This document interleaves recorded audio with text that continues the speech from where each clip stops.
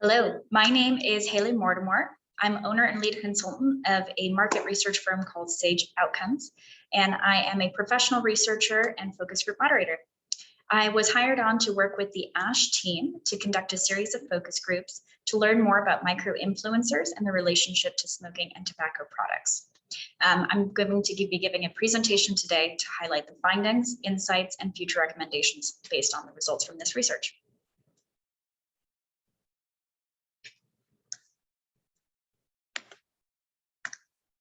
This presentation outlines the attitudes, beliefs, and actions of social media influencers in California.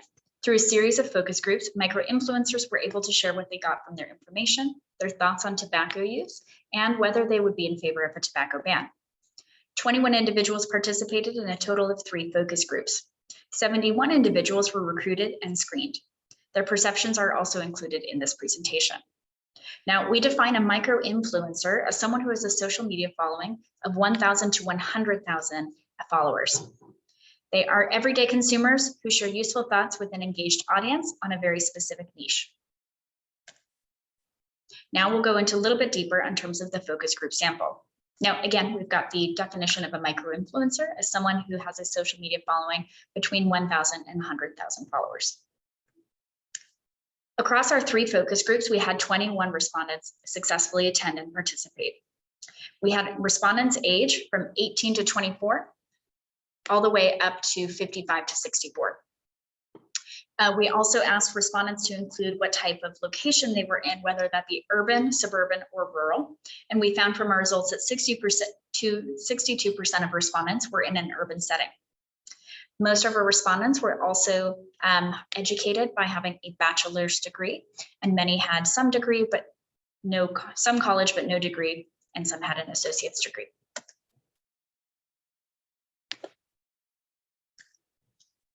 A little bit more about our sample population. In terms of their smoking perceptions, we asked them a series of questions.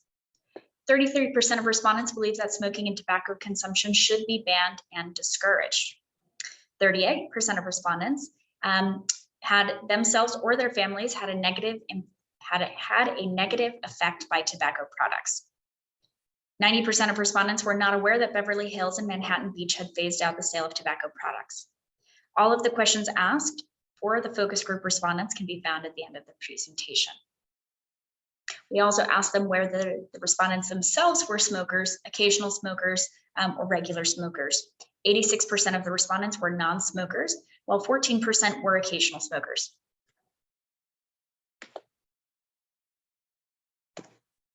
Now I'll dive into the focus group results. First, the topic of conversation was around news and where respondents got their information. The top news sources and media sources used to gather information was, unsurprisingly, online news media outlets and TV and media news stations. We did have several followers in the social media who used social media sources such as Twitter, Instagram, Facebook, and one individual who used YouTube. We then asked the question, how closely, if at all, do you follow news and information on current events? 76% of respondents follow news and current events somewhat or very closely. We also asked respondents, what makes information or a news story most compelling to you? We have some of the quotes directly from respondents who participated in each of the focus groups. I'll read off some. One respondent mentioned, if it pertains to me, then I should know what's going on. Another respondent said, if it reflects my community, my people, and my family, that's what makes a news story most compelling to them. Another respondent said, if commentators are qualified specialists, they also want to know if friends are discussing something, then I'll learn more about it. Another respondent said, I look at it if it's something that is timely and relevant. If it's current and being spoken about and applies to me, I'm more likely to read it. We also asked for their perspective on ASH's support of the phase out, with the question specifically asking, what's your reaction to ASH's support to phase out tobacco sales in the state of California? 82% of respondents were in favor of the support to phase out tobacco sales in the state of California. Only 9% were either against, and another 9% were neutral against ASH's support to phase out tobacco sales in the state of California. Interestingly enough, respondents who reported having a negative family impact by tobacco were more likely to be sympathetic to the sales ban. We also have some quotes here. Each of the color of the fonts indicate whether that person responded they were in favor, against, or neutral. So red means that they were against, yellow means that they were neutral, and green means that they were in favor. One respondent who was against ASHA's support to phase out tobacco sales mentioned, all of your research says we were targeted, and now you want to get rid of something where we are hella addicted to us and make us criminals. A respondent who marked that they were neutral to ASHA's support to phase out tobacco sales. They said, mixed thoughts. Everyone has their own choice, but I would be in support of the ban.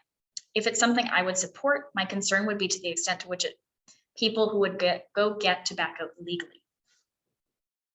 And another respondent who mentioned that they were in favor. I'm supportive of phasing out tobacco products. Another respondent also in favor mentioned, I do support the ban, but there are underlying issues. So as we can see from these results, we did have an overwhelming support for ASHA's support to phase out tobacco sales ban, phase out tobacco sales in the state of California, but respondents did have some concerns or hesitations, which we'll dive into deeper. Now, in relation to that, we asked them, is there anything that would not make you want to support a ban on tobacco sales?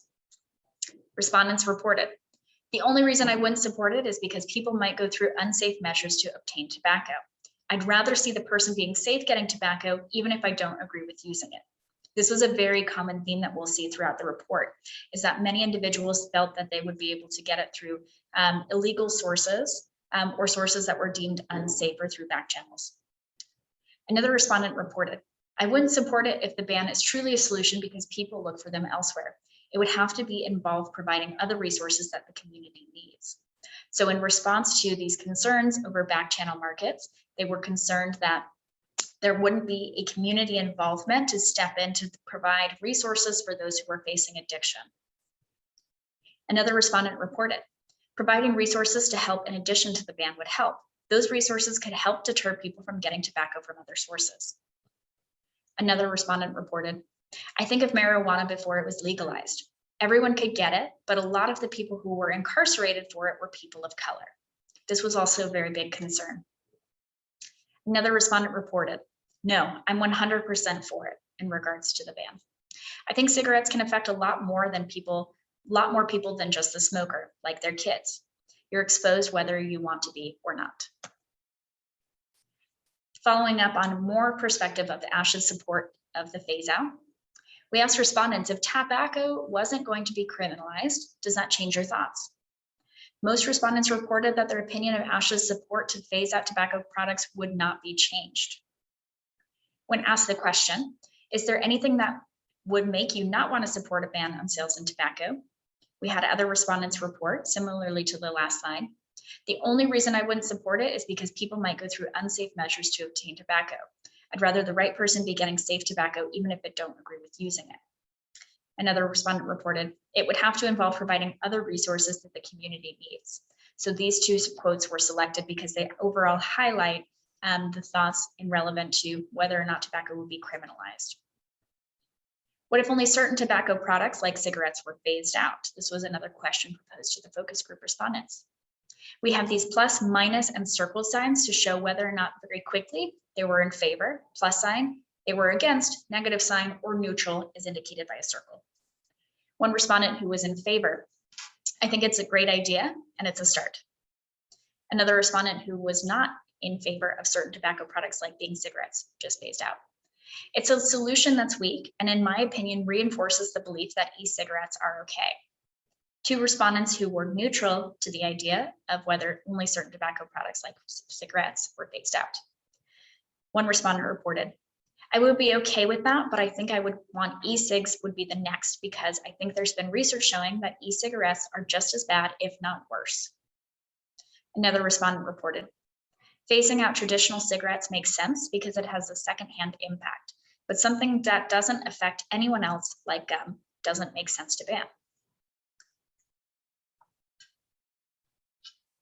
We also asked for respondents' personal stories with tobacco.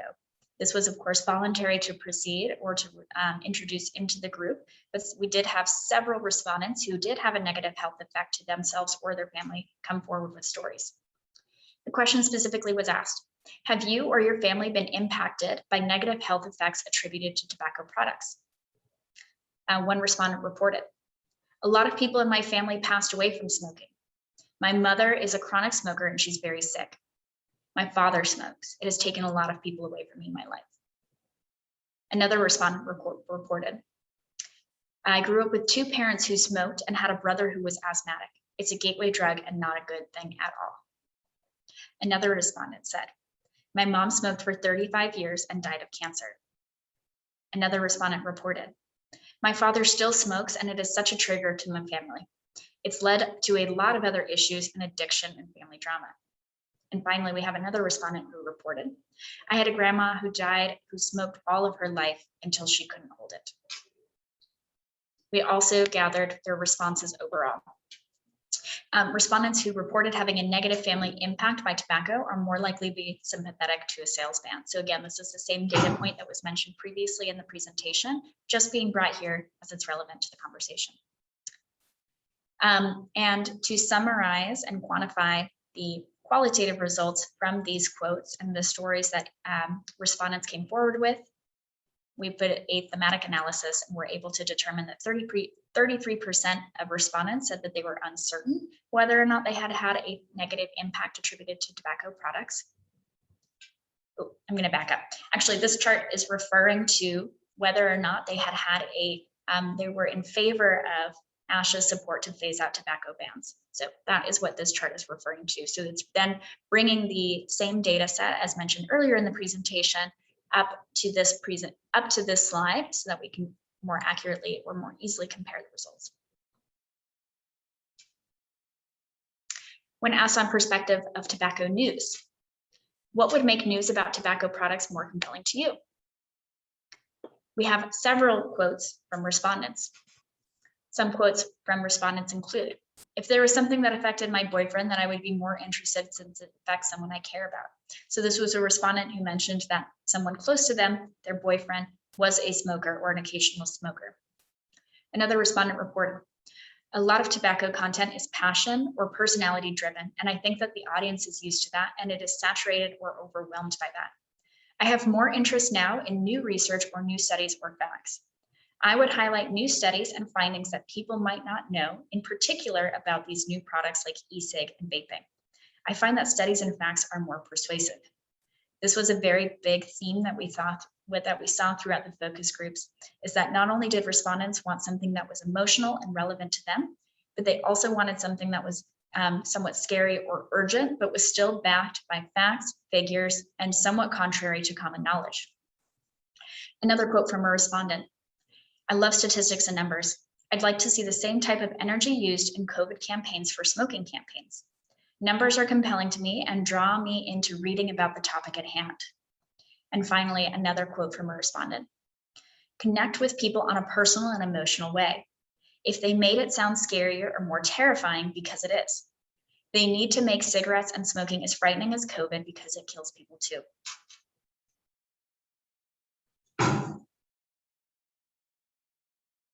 Now we ask for respondents' perspective on other nicotine products. We ask the question, if people could still get other types of nicotine products, would you support or oppose such a phase out?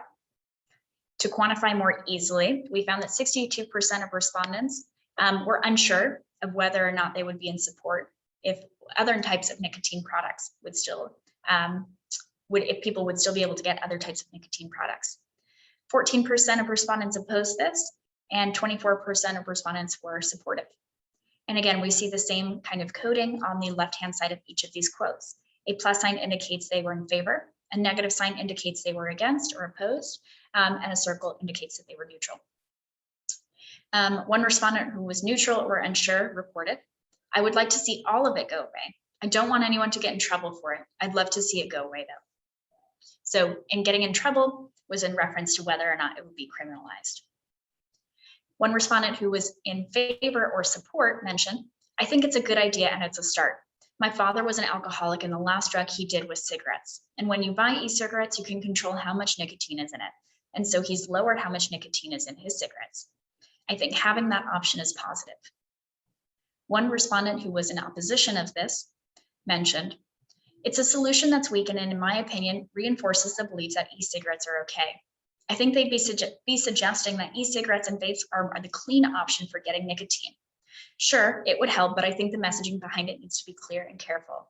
So this was a very, very insightful response that we found from the respondent, and was something that we did see throughout many of the focus groups, was that many of the respondents were in favor of a total phase out of nicotine products, or personally didn't mind if some individuals were able to get other types of nicotine products, but they felt that by excluding certain nicotine products from the phase out, that organization or the messaging would indicate that certain nicotine products were actually safe and healthy.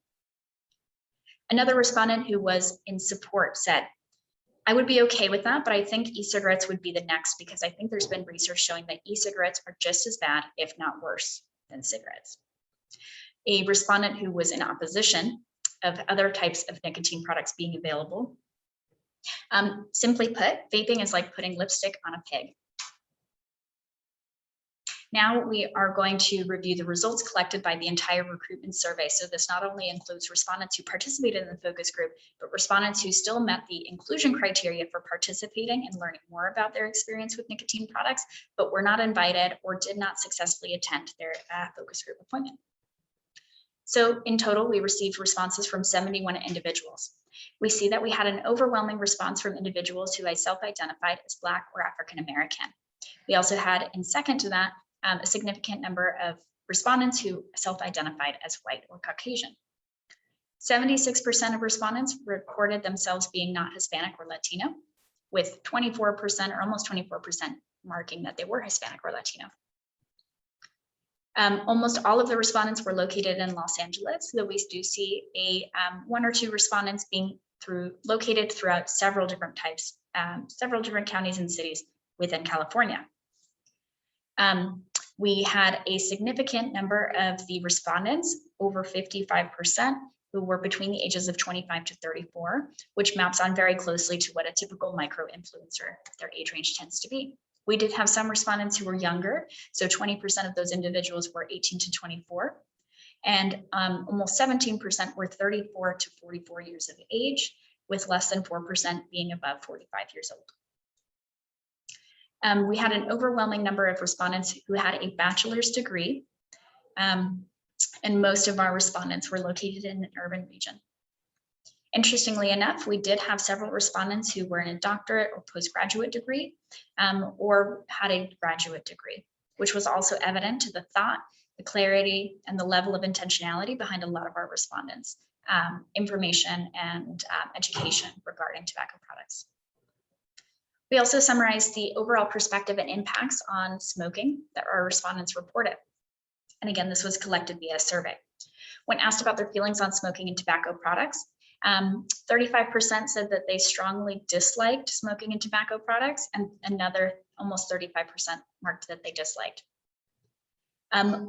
Only a very small percentage, less than 2%, said that they were smokers. Though we did have 22% say that they were occasional smokers, leaving a whopping 76% of individuals who were not smokers. Again, continuing with the perspectives and impact on smoking. Almost 30% of respondents reported that they did have a personal negative impact by tobacco products, either to themselves or a family member. When asked what they thought about tobacco products at large, 80% of individuals said that individuals should have the right to choose whether or not they should smoke or consume nicotine and smoking products. 19% said that there should be a total ban, and only less than 2% said that smoking is acceptable overall. We also asked more information about their news and media sources. Only about 13% of individuals said that they were aware of Manhattan Beach's tobacco phase out. The most trusted news source of information was online news and TV/media news sources as well. And again, here we're also seeing a large number of respondents who also get their trusted information from social media, though it is not their most trusted, as you'll see. Though main sources of news and media information, we had a significant number of respondents mention that online news and social media, specifically Instagram, was a main source of news and information, though when asked about their most trusted, we do see that it's online news. And a lot of respondents reported the New York Times, Huffington Post, and I believe NPR. High-level overview summarizing all of the results found in the focus groups. This is going to review the results from each specific focus group. So again, we talked to 3 different cohorts, 3 separate focus groups. Our first focus group was with Black and African American individuals. For this particular focus group, we had 8 respondents attend. For these specific focus group respondents, their top 3 news sources was Twitter, online news media outlets such as New York Times, CNN, MSN, Huffington Post, etc., and TV and media news stations, with that being Fox News, CNN, etc. Most respondents were moderately opposed to tobacco products, and 2 of the 8 respondents had negative family experience with tobacco products. 100% of the respondents who attended this focus group were non-smokers. When asked the question, what's your immediate reaction to the statement about ASHA's support to phase out tobacco sales in the state of California? The majority of participants supported the tobacco ban, but felt there were also underlying issues that should be addressed. And again, some of these issues were concerns about individuals being able to get smoking and tobacco products through back channels, illegal back channels, or that there would not be community resources to help individuals who are facing addiction. Now we're going to dive deeper into the Latinx cohort. For this cohort, we had 6 respondents attend the focus group. And again, we saw that their top 3 news sources were TV and media news stations, online news media outlets, and social media, specifically being Twitter. 67% of the respondents who attended this focus group were non-smokers, with 33% being an occasional smoker. All respondents were strongly or moderately opposed to tobacco products. The majority of respondents and their families were negatively impacted by tobacco products. When asked the question, what's your reaction to ASHA's support to phase out tobacco sales in the state of California? Participants had mixed reactions, with some in support and some against the ban in fear it would create a black market. If the use of tobacco wasn't going to be criminalized, does that change your thoughts? In response to this question, respondents felt that that the information had little impact on their decision. Some additional information on the Latinx cohort. When asked the question, what's your reaction to ASHA's support to phase out tobacco sales in the state of California? Non-smokers reported, although cigarettes haven't affected my family, drug abuse and incarceration has affected my family. When you talk about banning a product, I think about it becoming a criminal act to smoke, so it's hard for me to support a ban. My brother has been arrested for drugs and the things he's done to get drugs that led him to get arrested. I worry it would affect communities of color for behaviors that were thrust upon them. An individual who indicated that they were an occasional smoker reported, I think that it is great. I would support the phasing out of all tobacco products. Someone who again was more neutral, but an occasional smoker said, mixed thoughts. Everyone wants their own choice, but I would be supportive of the ban. It's their choice and I can't impose it on other people. While it's a good idea, I can only choose for myself and my family. And our third and final focus group. We had 7 respondents attend this focus group, and very similar to the other focus groups, we saw that their top 3 news sources were online news media outlets, Instagram, and Facebook. So we did have more individuals who were more heavily reliant or were more likely to trust Instagram and Facebook, so social media specifically. 86% of respondents were non-smokers, with an occasional smokers making up for 14% of this respondent pool. All respondents were strongly or moderately opposed to the tobacco products. 2 of 7 respondents had negative family impacts due to tobacco products. When asked, what's your reaction to ASHA's support to phase out tobacco sales in the state of California? Respondents were generally supportive of a statewide ban, but expressed concerns for the dangers of black market sales to tobacco products. If the use of tobacco wasn't going to be criminalized, does that change your thoughts? Again, as we saw in the Latinx cohort, respondents said that this information reassured one respondent in their support of the ban, but for almost all others, it did not have an impact on their support. Here we have the list of full questions asked to all respondents across each of the 3 focus groups for reference. And that is a summary and overview of the entire focus group results and survey from the recruitment efforts. Again, my name is Haley Mortimer. I am owner and lead consultant of a market research firm in Tulsa, Oklahoma called Sage Outcomes. And it was lovely working with the team and having the opportunity to conduct this research. Thank you.